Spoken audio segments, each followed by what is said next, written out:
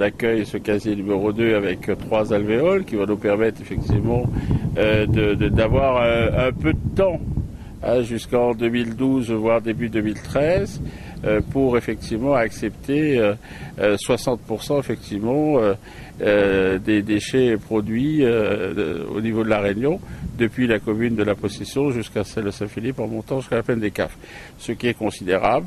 Nous pensons à une extension aussi vers un casier numéro 3 permettant de repousser l'échéance jusqu'en 2014 et en même temps nous créerons une unité qui est une unité de méthanisation diminuant d'à peu près 60% ce que nous en fissons d'habitude. Maintenant, je veux dire, ce ne sont que des solutions qui peuvent être que des solutions temporaires, transitoires, associées avec d'autres, comme effectivement le tri. Et nous apercevons aujourd'hui que le tri commence à nous donner quelques espoirs, puisque le tonnage enfui a tendance à stagner, voire légèrement diminuer, ce qui signifie que la population réunionnaise commence à trier mieux et dans des villes et des quartiers où avant, manifestement, le tri se faisait très mal. Là aussi, nous engageons à ce qu'effectivement, il y ait de plus en plus de médiateurs de l'environnement et de jeunes qui partent véritablement dans les quartiers pour montrer aux populations que trier mieux permettra véritablement de préserver le patrimoine environnemental de notre île.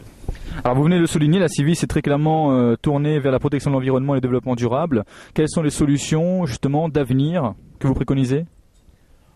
Vous savez, il y a eu le grand débat sur l'incinérateur. Il y a un grand débat sur l'incinérateur.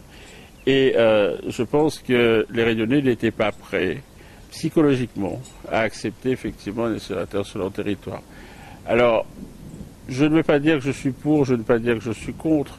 Je pense qu'il faut aller effectivement dans le sens où les populations effectivement le souhaitent.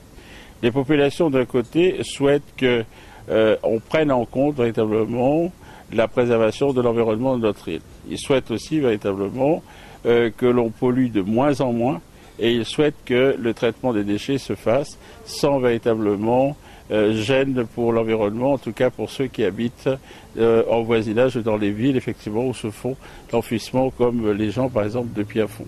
Je voudrais vous dire que nous n'avons pas attendu que les gens se mettent autour d'une table, parce que si nous attendons que les gens se mettent autour d'une table, je crois que toute la partie sud et la partie ouest de la Réunion coulerait aujourd'hui sur les ordures.